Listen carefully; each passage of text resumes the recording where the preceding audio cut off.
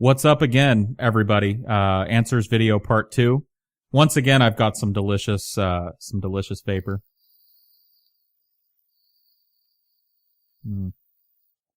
That's good. And once again, I've got a nice frosty mug of Noosie Brown. Just wonderful. So I'm prepared, and I hope you are as well. I wanted to cover a couple of things here at the beginning of the video. Number one, just so people know, I've been tweaking the audio settings a little bit. A lot of people had said, oh, you got this like really nice microphone and yet your audio's all fucked up and hissy. I know. Trust me, I know. I have more audio equipment here than I have any right to have because I know nothing. I'm not an audio engineer. I know nothing about it. So what I'm doing now, the audio quality on this video should be better. What I'm doing now is I'm recording the video with my shitty webcam software, and I'm recording the audio raw through Audacity, so it's not getting compressed and shitty like it has been in the past. So hopefully you'll notice an uptick in the audio quality, make this a little more listenable for you. The video quality, on the other hand, I'm not concerned about. There are people that are like, every video I make, they're like, get a new fucking webcam. No. When this one dies, I will get a new webcam. But I don't see the need for why, I'm not doing anything visual. This is not like I'm making a professional YouTube video or anything. I want people to be able to listen to it. But as far as like the fact that I'm in a little 4x3 box, I don't care. My videos are not going to be improved with an HD webcam. So, but the audio should be better now. It should be. Well, I guess we'll see. Another thing I wanted to do is to kind of dip back in to the old video for a few minutes here. One of the things that I haven't done in the past that I want to try and do more is that I haven't answered questions that people have had pertaining to the other question, the questions I answered in the previous video. A lot of times people ask questions, but because I'm constantly moving forward, I don't dip back. So I wanted to talk about a few of the things that came up in the previous video. And by far, most of you wanted to know about Kevin. Now, if you haven't watched the video directly preceding this, I recommend that you do that so you have some idea of where I'm going. But people asked, what was wrong with Kevin? Kevin was sitting out in front before the party jumped off and became, a crazy bondage dungeon. So what happened with him? And unfortunately, I don't have an answer for you. I don't know. Kevin and I never spoke of the party. In fact, I never spoke to anybody about the party until I started dating the girl that had initially invited me. So, I don't know. And unfortunately, even if I wanted to find Kevin and ask him, because he and I, kind of parted ways not long after the party. We didn't hang out much anymore. It wasn't because of the party. He was a couple years older than me, and I was still in high school, so we just stopped hanging out. But unfortunately, Kevin passed away in 2010. Pretty nasty. He actually took his own life, which is a sad thing. So even if I wanted to ask the guy, I couldn't. He's beyond my reach now, but I think we can make some assumptions. I think part of the reason that this question came up so much was because I may not have described the house I was in well enough for everybody. I don't know that I really hammered home that this was a gigantic fucking house. This was not just a really nice 2-story house. This was a fucking estate. Okay, so I was at this house on 2 separate occasions under 2 different sets of circumstances. And I'd say if I added together both of the times I was in that house, I probably saw 20% of the house.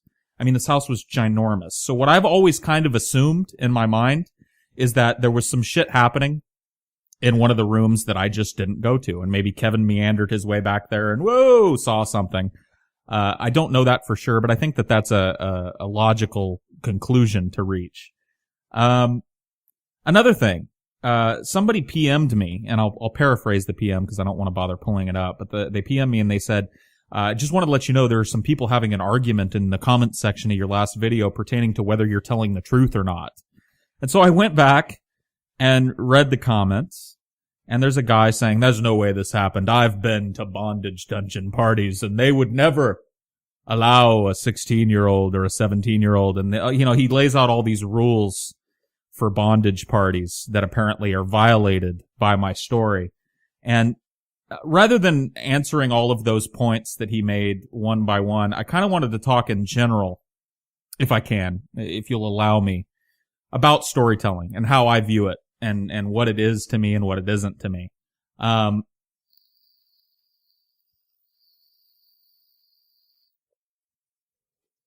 So I want everybody to kind of understand what storytelling is to me, how I view it. I've been practicing storytelling since I was a very, very little child. I was lucky enough to be raised by two people, my mother and father, who I consider to be two of the best storytellers I've ever personally met. And they really instilled in me this ability to tell stories. And I've taken parts of their storytelling style, because my mom tells a very different story than my dad does and vice versa. And I've woven it into my own style. And it's something that I've wanted to be able to do since I was a kid. And I don't tell stories for the reaction, if that makes sense. Your reaction to my stories is your own. Now, I might tell a story in a way that I hope makes people laugh. I might try and elicit that reaction. But ultimately, for me, telling the story is, it's not for the reaction. It's just the act of sharing that part of myself with somebody. For example, there are people that say in my videos, in the comments all the time, man, you've led an interesting life. You're only 32. I'm 38 and I haven't had half the experiences that you have. And I call bullshit on that. I think that everybody that watches my videos, I don't care if you're 15 or 50 or older or younger than that. I think that everybody that watches my videos has had at least 30 fucking things happen to them that were hilarious or really interesting or really weird over the course of their life.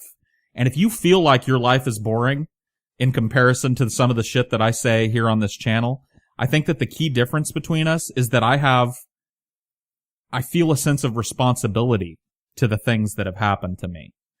And I cultivate those things. A lot of people, if something embarrassing happens to them, they file that shit away and they don't want anybody to ever know about it. Now, there are things that have happened to me that I won't ever share on this YouTube channel. There are things that are private, things that I wouldn't, I try to be candid here, but even with the level of candor I try and maintain, I would keep kind of tucked away.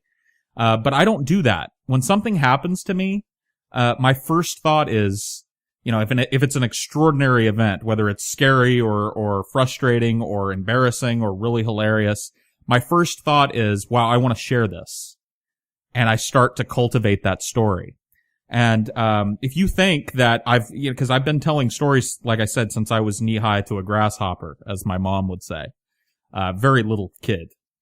And if you think that I've never had somebody say, man, that's bullshit, you lying, Paul, you lying. If you think that's never happened to me, you're wrong. And I've never cared.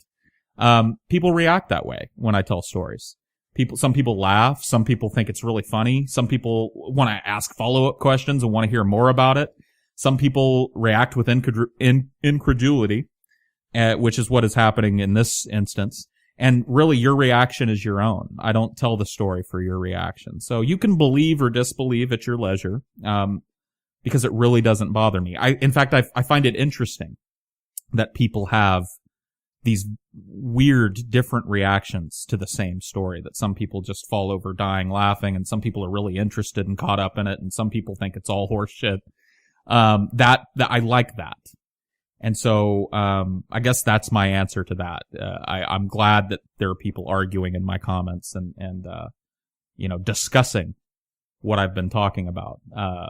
Cause I like to read that. I like to see how people react. But whether or not you believe me is of no consequence to me one way or the other. Your reaction is your reaction. So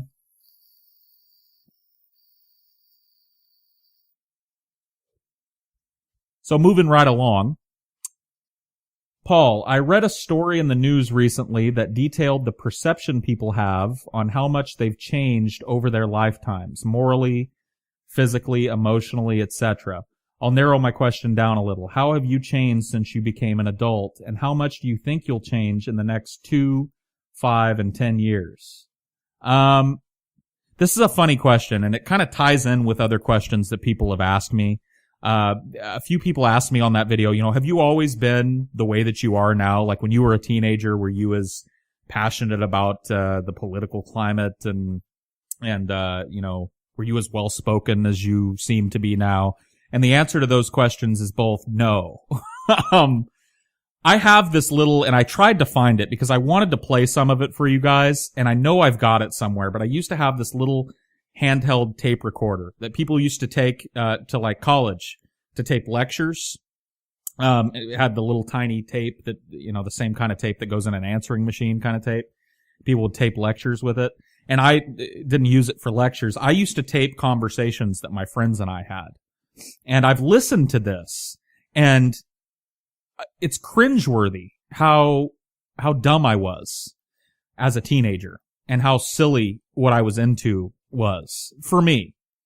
So I guess the answer to your question would be that I've grown a lot. And to give you an example, and like I said, I really tried to find this thing so I could try and hold it up to the mic and let you guys listen to how I used to talk. And I don't know how to say this, without crossing a racial boundary, but I used to have like a very kind of urban African-American affectation to my voice because I listened to a lot of rap, and my friends listened to a lot of rap. And so I used to kind of have that kind of vocal affectation. And it just, for me, sounded so silly coming out of me, knowing what I looked like at the time. And I used to be completely unaware of politics. I couldn't care less about politics. I couldn't care less about anything outside of my little world. So no, I was a very, I guess, teenager. And I'm not ashamed of that particularly, but I'm glad that as I grew up, I started to care about things that, at least in my opinion, matter. But yeah, just the way I used to speak. I've got these long tapes of, I made a tape of my friends and I having a conversation. And it was the night before I left for Arizona. See, I moved away to Arizona when I was 19, when I just turned 19. And I've told that story on my channel. Or maybe I was 18. It was like late 18, early 19 or something. And I fucked up at home and had to move out of the state, basically, because I had a friend that lived there and my dad was kicking me out of the house. Anyway. And, I wanted to tape this last conversation that we had. And the way I had this kind of southern drawl, and that comes from my mom. My mom is a very southern accented person. When I talk to her on the phone, my wife and other people who have overheard me talking to my mom say that I start to kind of list in and out of this kind of country twang, this generic southern Texas kind of accent. And I don't really notice that I'm doing it, and it's not something that I tried to do or try not to do, but it's kind of in my speech pattern, and I'm sure it shows up in these videos from time to time. But I had that same kind of twang to my voice, but I was also like, these motherfuckers, bitches and hoes and tricks. And, I mean, it was just so silly. I'm using all this kind of urban rap slang. I find it hard to believe that I had any fucking friends. I feel so incredibly lucky to have had a single fucking friend because, I would not hang out with teenage me. Let's put it that way. I would be super annoyed with teenage me. And I'm the type of guy that looks at like things that teenagers are into, and I just kind of roll my eyes and go, oh my fucking God, how do they listen to this bullshit? How do they watch this bullshit? But I was no better. When I was a teenager, there were people my age going, look at that fucking kid. What is he wearing? Listen to how he talks. Does he even know who he is? Oh my God. So no. I have changed pretty dramatically since I was a kid. And a lot of what did that was having to live in the real world. I lived at home with my parents until, like I said, I was 18, or very early into 19. And, I had no idea what it took to hold a fucking job, what it took to have a conversation with an adult. I just didn't care about any of that. I had no idea how politics affected my life or why I should be interested in them. I was just kind of like, all I did was play video games and smoke weed and hang out with my friends and try to get laid and fail at it over and over and over again. I mean, that was my world. And I went through a crash course in reality when I moved out of my parents' house that I was scared to move to Arizona, but I had no idea what was ahead of me. A funny story about that. I was dirt poor when I first went to Arizona, as most people are when they first move out. I lived in a little apartment with my friend, and it was a 2-bedroom apartment, but there were 3 of us in the apartment. So it was me and the guy that I'd known that had moved to Arizona to go to college. Excuse me. And then a girl that they weren't dating. They were just roommates. And we were broke. I ate nothing but Top Ramen for like a year. And, there's a funny story. I started working at a coffee shop down in Arizona. And, I would sit out on the little patio next to the coffee shop and smoke cigarettes, for my lunch break. And I never had any money for food. All I had was at home at Top Ramen. You know what I mean? Like literally, when I say I ate Top Ramen for like a year and a half, I literally mean that's all I could afford to eat. That, and maybe every once in a while, like a can of corn or peas or carrots or, canned vegetables. And sometimes I would add that to the ramen to try and make a semblance of a meal. But anyway, there was at this Starbucks that I worked at. It was a Starbucks. I'm an ex-Starbucks employee. Okay. Right next to it, there was this soul food restaurant. And I would sit out on the porch and out on the side patio of the Starbucks smoking on my lunch breaks. And the smells that would come boiling out of the soul food restaurant were just torturous to me. They were cooking fucking just mashed potatoes and fucking ribs and brisket and just corn on the cob drenched in butter and just everything delicious in the world. And all that smell would just come boiling out of this place. And I would sit there every day. And the soul food restaurant was owned by a black family. And the mother was the head chef and she kind of owned it, and all her kids, she had 3 kids and they all worked there. And there were a few people that weren't in her family that worked there, and she came out one day. Now I had seen her before. She used to come out and sit on the same patio and smoke. And so her and I had kind of polite conversations before. And she was a very, very Southern lady. So once again, here I am treading on racial territory. But when I imitate her here, I'm not trying to, be insensitive. It's just how she spoke. Very, very Southern black woman. And one day I was sitting out on the side patio having my cigarette, smelling those wonderful smells coming out of that restaurant. And the lady that owned it came out and she goes, "Hey." And I said, "Yeah." She goes, "You on your lunch break?" I was like, "Yeah." Reading my newspaper, having a cigarette. She goes, "Get in here." And I said, "Ma'am, I'm sorry. I don't have any money and I can't, I'd love to. It smells delicious." She goes, "I'm not saying you're paying for it." She said, "Get your ass in here. I'm feeding you. I'm tired of seeing your narrow ass sitting out here smoking and not eating shit every fucking day. You're driving me crazy. Get in here. I'm feeding you."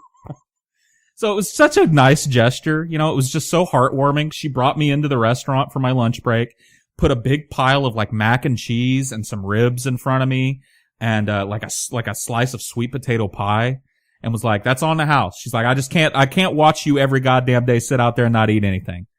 But anyway, it was a rough patch to bring it back home. It was a rough patch. It was a tough thing, but I'm glad it happened to me because it was a wake up call for me as to the differences between living as a, lower middle class teenager and, living as a man who has to pay his own fucking bills. So yes, I've changed a lot.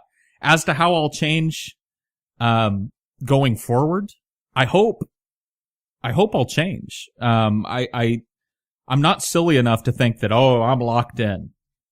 This is where I'm going to be. I am kind of who I am. I hope, I continue to make positive change going forward.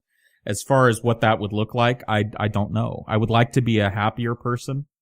I would like to be a more intelligent person. I'd like to know more about the things I care about. And I work towards that a lot. I do a lot of reading and a lot of involvement in things. And so I'm hoping that I become a more involved, more intelligent, just, I don't know. I don't know what it looks like, but I hope I do change. And I hope that the change is positive. Let's see. Are you currently playing any video games? Normally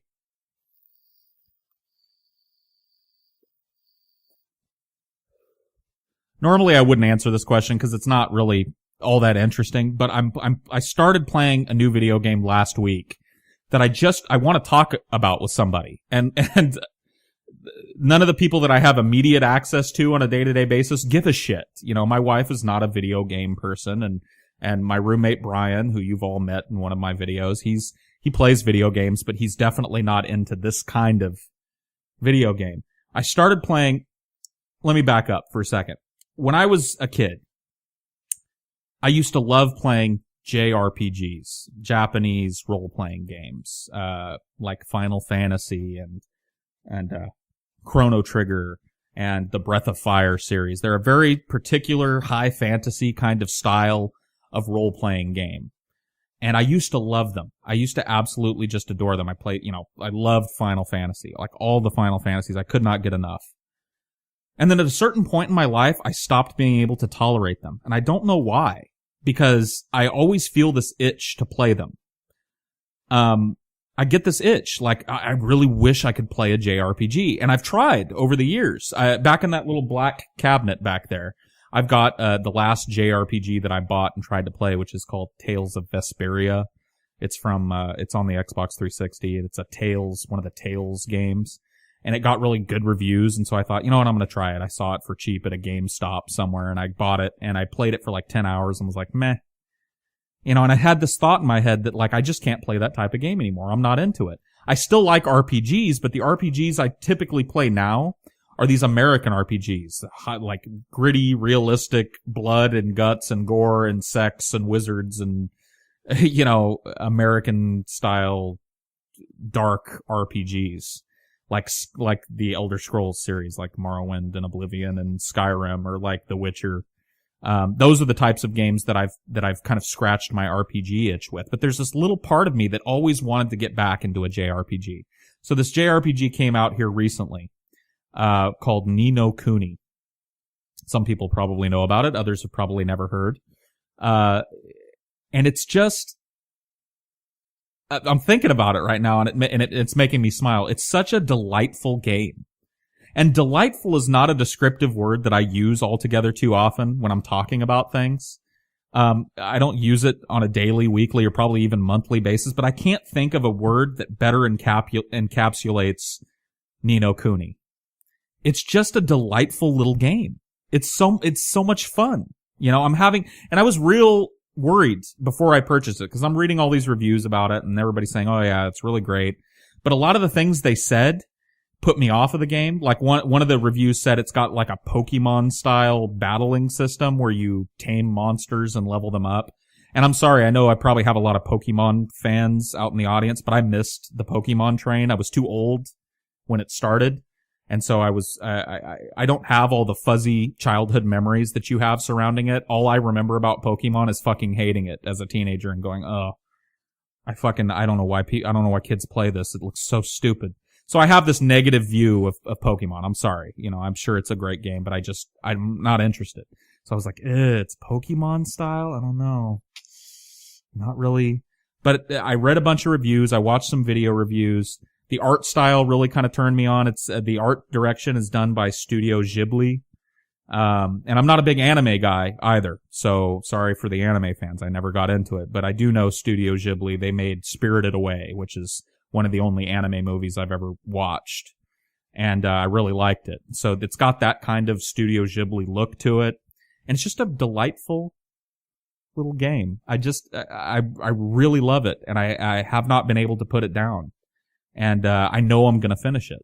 I just absolutely know that I'm not going to get tired of it after a few more days, that I'm going to finish it. So, if you're in the market for one, Ni no Kuni, pretty cool little game. Pretty neat. And it's pretty neat that I can be into it because it's kind of childish. You know, it's got this fantasy setting that's very cute and fairy tale like. And the lead character, instead of being this kind of big, buff, damaged anti-hero, you know, is this little 10-year-old boy who becomes a wizard. And, so it sounds completely out of the box for me, but I've been enjoying it. I've been enjoying it in a very real way. So yes, that's what I've been playing very, very recently is Ni no Kuni. And it's delightful. It's just it just makes me smile to think about it. Let's see. Where did I leave off? Have you ever had a teacher who just constantly fucked with you all school year, who hated you for your mere existence? I only had one, and it was in high school.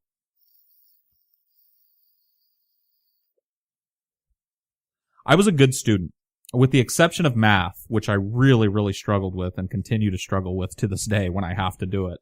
Very rarely does it ever come up in my life, but if I have to do some sort of math, my brain grinds. I'm just not a math person. But everything else that I did in school was super easy for me. And there was a teacher, I had honors English, and that was like college prep English. And this was my sophomore year in high school. And my English teacher hated me for a couple of reasons. She hated me because I was in theater, and theater kids had to leave. We'd go to theater competitions, so I would miss some days at school because we were all at a theater competition. And she hated the fact that I was allowed to leave. On the flip side, though, and this is anyway, I'll get to that. She hated the fact that I would get to leave class to go and do something that she considered to be silly. Now, it always struck me as weird that an English teacher would think that theater was silly, especially when part of our reading curriculum was the works of Shakespeare, right? But me going and doing theater, and specifically going and doing Shakespearean theater, okay, we did a lot of Shakespeare competitions, and I was in a lot of Shakespeare in high school. I played some of my favorite roles ever in Shakespeare plays. I played, I got to play Falstaff. I got to play my absolute favorite role of all time in a Shakespeare sense was I got to play Caliban in The Tempest. Such a great role. I just loved doing that. Caliban is a sea monster. Anyway, sea twisted. I loved that role. So the fact that she had a problem with me leaving class once every couple of months to go to a theater competition was mind-boggling to me. But the real reason I think she hated me was because she knew that her class didn't require any effort for me. She would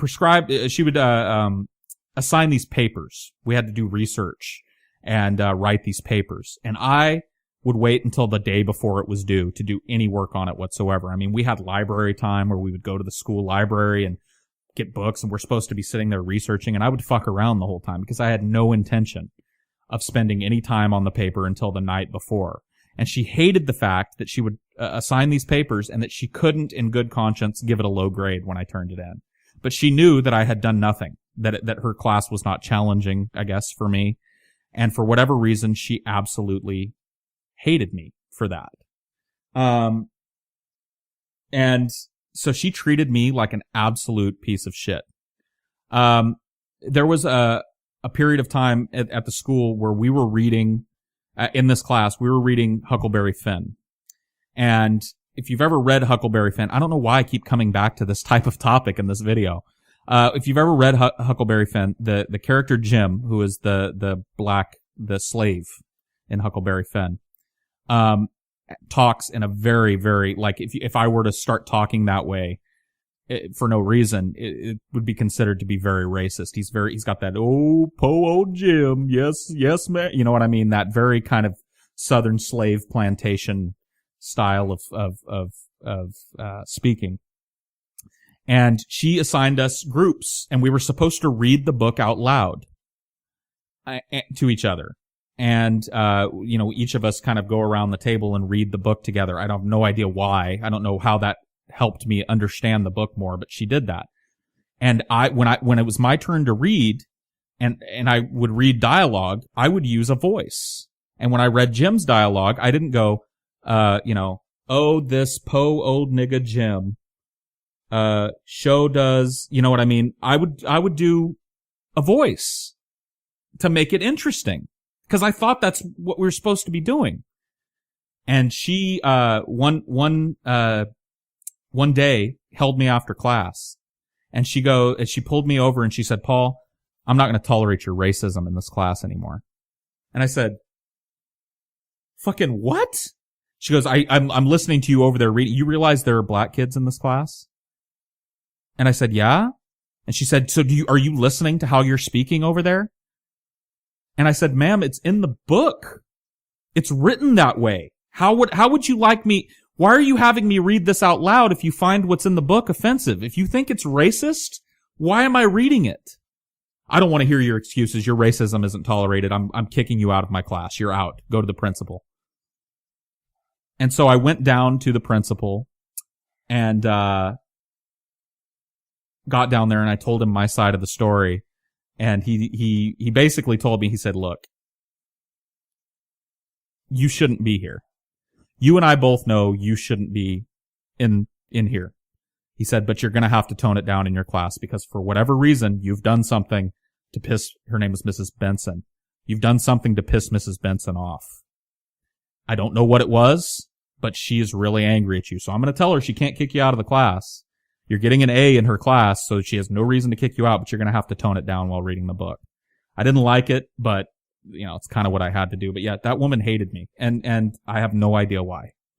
Other than the fact that I think she was just pissed because her curriculum wasn't challenging for me, and I didn't have any control over that. Let's see. Let me see. Sorry, I've got to scroll down here. Where the fuck is the pig hat? Did it finally die? I heard it was in bad shape. Yes, it's in terrible fucking shape. What happened to the pig hat? Here it is. And you can see is my dogs. This was months and months ago, by the way, and I haven't had the heart to throw it away. But one of my dogs, I left it laying on the back of the couch or something. I took it off when I got home and put it on the back of the couch. So when my two little dogs were puppies, and one of them, I came out of this room and went back into my living room, and he's sitting there just eating my fucking hat. And you can see, if I were to put this on my head, it's ripped. I don't know if it's, I got a shitty webcam, but it's ripped so badly that if I were to try and put this on my head, I think it would just tear completely. And my wife has asked me, she asked me once, she said, can I just throw this away? She had it in her hand, and I said, no! Abso-fucking-lutely not! And she was like, okay. And just put it down. I don't know why I'm keeping it at this point. It's just my favorite hat, and it's so sad that this happened to it. But you can see, even without the chewed part, this hat is not in good shape. I mean, hats are not supposed to flop like that. They're supposed to have some rigidity to them, and this hat is just completely threadbare and fucked up, and it was eventually going to happen anyway. So this is what happened to the pig hat, and I'm not going to throw it away. What I'm thinking I might do is, my mom knows how to sew, so I might have her maybe try and cut out the pig and then buy a blank hat and sew this on so I can keep a piece of it. That would be, I don't know why, I have this sentimental attachment to not inanimate objects. I've always been that way. Like, I attach a lot of sentiment to things that are really just kind of like, but I just can't bear to chuck the hat. So it's going to sit here until I decide to do something with it. But thanks for asking.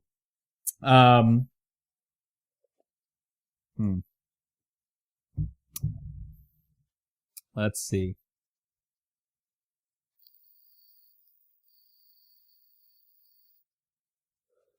Why do you not become a YouTube partner? It would be beneficial for both sides. You could have an extra income, and we as the audience would get more videos from you because you would be more motivated to make videos. I know I've talked about this. I just don't remember where. I am a YouTube partner. I've been a YouTube partner since the inception of the YouTube partner program. And I got an email from them, and they were like, hey, this is way back when on my channel. And I am a YouTube partner. I just don't take advantage of any of the monetization stuff. And what you mentioned at the end of that is the reason why. I don't ever want to get to a point where I have to make YouTube videos because I'm relying on it as a supplementary income. I make YouTube videos when I want to make them. And sometimes I don't want to make them. And that leads to, big gaps on my channel. And I understand people don't like that. But I would rather give you guys 2 or 3 videos a year that I think are interesting to watch than to be cranking out content because I have to rely on the income from it. I just don't want that. I've never wanted and I know I've talked about this too, but the thought of a commercial being attached to my videos that I had control over, that I decided, I want to put, or I don't even know how it works because I've literally never used it. But I can't imagine wanting to do that. Like, I would just rather not. And so I am a YouTube partner. I don't use the monetization for the very reason you listed at the end. I don't want to feel forced into making content. I would rather have some kind of, I would rather back the shit that I do put out than to put out a bunch of shit because, oh shit, my YouTube check's gonna be small if I don't crank out 6 more videos this month. That's just not how I want to do it. What is the closest you ever came to killing someone? I've reached a point in, hold on one second.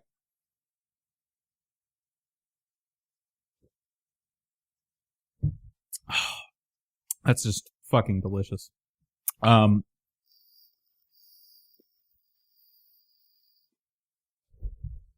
reached a point in my YouTube video making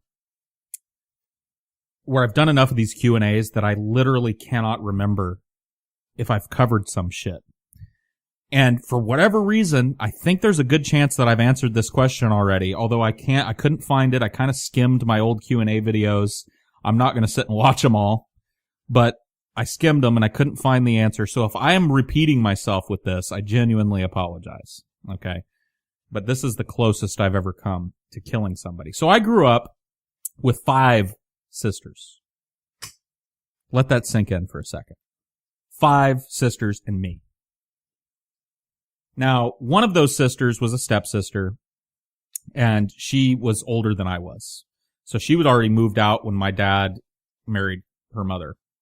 So I never really knew her all that much. I didn't see her all that often. So I don't really count her. But now we're down to 4 sisters. 2 sisters on my dad's side and from his wife that he married.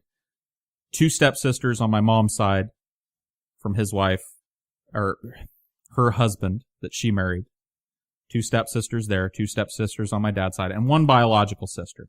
And at one time, I was living at my mom's house, and I was living at my mom's house with my mom, my stepdad, who I almost never saw because he worked nights, and 3 little sisters. 1 biological, 2 stepsisters. And I know that it had a profound psychological impact on me, not having a brother and not having a lot of times a male influence around at all. It was me and a bunch of girls, my mom and a bunch of sisters.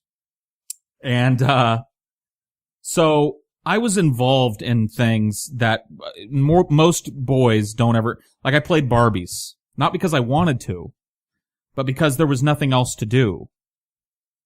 If that makes sense. All the girls are playing with, and I'm bored and I want to socialize. So give me the fucking Ken doll. And they'd make me come and pick them up for dates in the pink Corvette. You know what I mean? And I was always a dick. My Ken was always kind of a very brusque guy that no girl would really want to date because I had to exercise some control over the situation. I'm already playing Barbies. You know what I mean? So I got to have some input in the creative process here. But one of the things that my sisters loved to do, and they didn't always get along, these 3 girls, okay? They would fight, as you can imagine, preteen and early teen girls. Fuck you, my hair, you use my conditioner, and, whatever. But they would all get together if the end result was fucking with me. If the end result was going to make me angry, they were on the same team. And they would trap me into doing things that they knew was going to piss me off because apparently, and I guess that's carried over into my adult life, because a lot of my YouTube videos are me just being really pissed off and people seem to like them. So I guess me being angry is an entertaining thing for people. So they would catch me up in these situations. And one time they asked me to play a board game with them. Now I should have suspected, because we never played board games. We always had this kind of saying about it, that there's a reason they're called board games. Yeah, they were just, we never really liked them. But we had a stack of them in the house, as most kids do. We had checkers and Monopoly, and we had this one fucking game called the Game of Life. And I've never understood the Game of Life, because it was such a boring, it was such a silly game to play in general. And I gotta be honest with you, I haven't played it since this story, and I was a teenager, a very young teenager when this happened. So I can't relate to you what the rules are, but I remember very vague things about the Game of Life. The Game of Life, you play against other people, and the end result is to not be a loser, I guess, at the end of your life. Like, the worst thing that can happen to you in the Game of Life is that you end up being like a factory worker, you know, a person that works hard for their money, I guess. And the best thing that can happen to you in the Game of Life is that you end up being a CEO of a company and you're uber rich, you know, and that's the end goal. You want to try and roll and answer the questions and spin the little spinner, and your end result should be that you end up being a rich fuck at the end of your life. And so they wanted to play Life.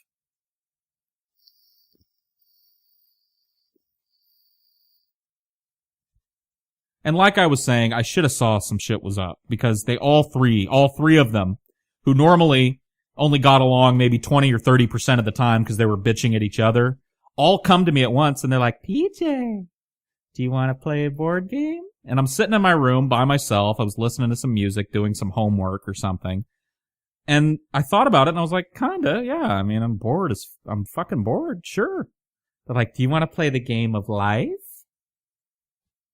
And I was like, whatever. I don't really care. You know, I was just excited to do something, to socialize a little bit. Because despite the fact that they were all horrible to me, I loved my little sisters, and, you know, I wanted to spend some time with them. So I was like, cool, yeah, that's fine. So you guys set it up, I'll be there in a minute. So they set the game board up, and I come out, and we're sitting in the middle of the living room, all kind of laying down, playing this board game. And so we start playing. And all of them were being exceptionally nice during this game. And I, once again, should have seen some shit was up. And, they're just, your turn. You know, and I'm like, okay. But then I noticed something. One of my stepsisters, cheated.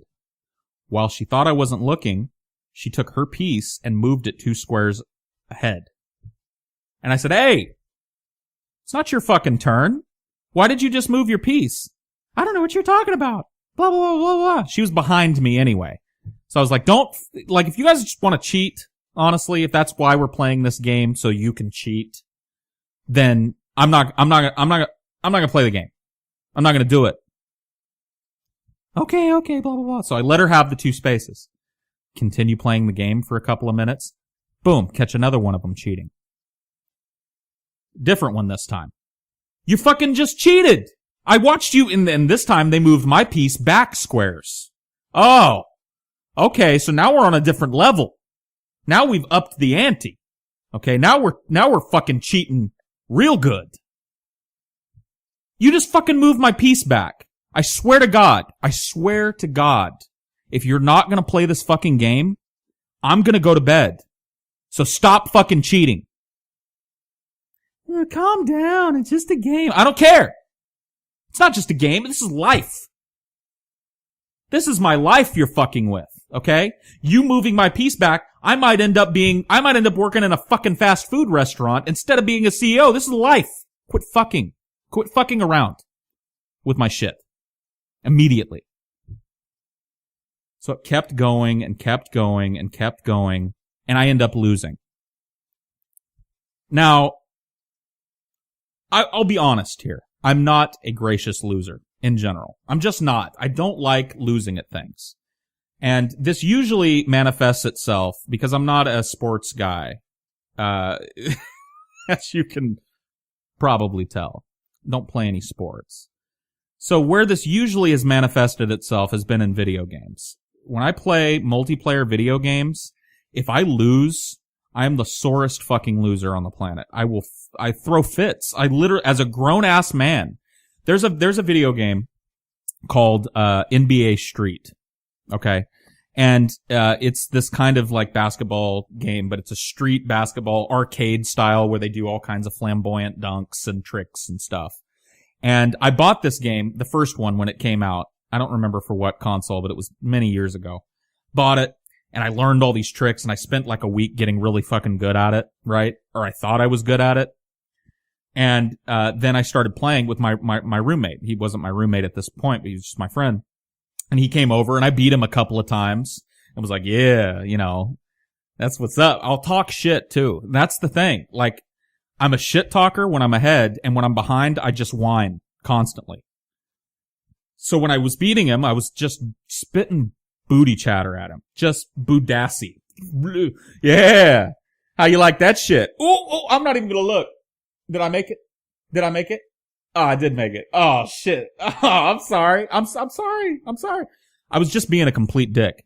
What happened is that Brian apparently is just a natural at this game. So after I beat him for a couple of games, he started to beat me. And at first, because I already had beaten him 3 or 4 times, I was like, whatever. Sun's gotta shine on a dog's ass at some point during the day, motherfucker. Lucky. Play again. Run it back. But he just kept beating me. And every time he would beat me, the rage level would rise. And it got to the point where I literally said, fuck this bullshit. I spiked my controller and I went and I sold the video game the next day. I took it down to like GameStop and I traded it in at a loss, at a big loss, because you know GameStop pays you like $2 for a game you just paid $50 for. At a loss, because I didn't even want it in the fucking house anymore. So he fucked me up to the point where I sold the game, right? Then another NBA Street comes out. And I bought it again. Because I really liked the game. Really enjoyed it, got back into the groove of things, beat the fucking campaign, you know, the single player, and was like, man, I'm much better at this game. He came over, I beat him a couple of times, and then all of a sudden I can't buy a bucket. I can't fucking win. And the same shit happens. He has made me sell 3 different versions of NBA Street in my adult life. Literally 3 versions of this game I have purchased at almost full price and gotten rid of within weeks of buying them because I just don't want him to continue beating me. I'm a sore fucking loser. But I lost this game and I knew all 3 of them had been cheating the whole fucking game. And so I went like, I said, you know what? Fuck you guys. We're back, you know, game of life. And I'm talking to a bunch of girls, a bunch of, you know, preteen girls here. Fuck you guys. Cheating asses. Brought me out here and wasted my fucking time, and now I lose because you cheated the whole game. And my biological sister, I'm standing up as I said this, and she stood up and she said, you're just a sore loser. That's your problem.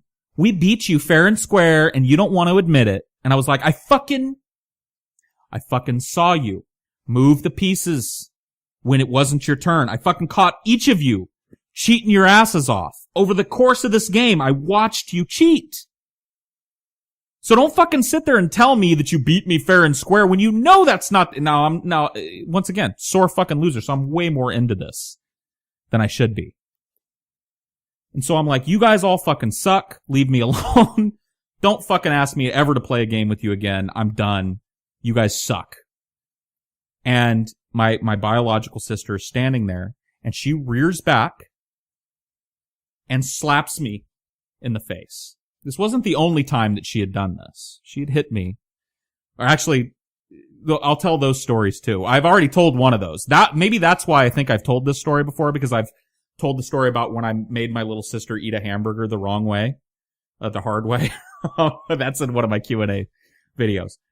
But she reared back and slapped me in the face. when this happened, because I was already in a state of rage because of the cheating that was going on and the gloating after the cheating that was going on, I was ready to fucking blow my stack already. But the fact that she hit me, right? Now, I know this seems like a lame reason to give for what's the closest you've ever been to killing somebody, but I shit you not, when that happened, I had these visions flash through my head at super speed of me just strangling the shit out of all three of them and beating them to death with a chair and throwing them off the fucking roof and drowning them in the fucking bath. I mean, all of this violence started flashing through my head, and it was just a couple of seconds that I stared at her after she had slapped me. And I'm just like, all this awful shit going through my, I'm gonna fucking pull your eyeball out with a spoon and fucking, you know, and I'm staring.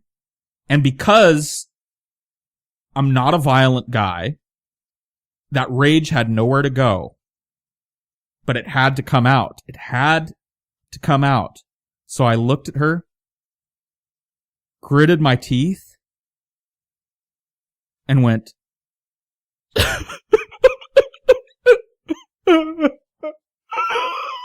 and ran away as they all fucking laughed. The rage had built up to such an extent in me that it needed an outlet, and the only outlet that I could feasibly come up with that didn't involve beating them all to death with a piece of furniture or you know, stabbing them or you kicking them all until they stopped breathing was to just weep. And as soon as I realized what I was doing, I ran away and slammed my bedroom door and locked it. My mom comes out. She's knocking on my door. PJ, are you all right, honey? Go away. Just fucking leave me alone. I hate you all. I hate everyone. And so, anyway, my mom went and found out from my sisters what had happened, and she made them all come and apologize to me, which was even more humiliating than actually like what happened. Because as they were apologizing, you'd tell it was one of those forced apologies. But they didn't really care. They didn't really want to be apologizing at all. They were like, "We're sorry we made you cry like a little bitch, PJ." And I'm like, fucking, whatever, man. Just fucking, I don't care. Just go. And then they, you know, all filed in one at a time and apologized. But I gotta be honest, that's probably the closest I've ever come to committing murder. Not very close, I guess, but close enough for me. So anyway, that's a pretty good little chunk of video. I'm going to go ahead and end it here. And I will see all of you next time. So thanks for watching, and peace.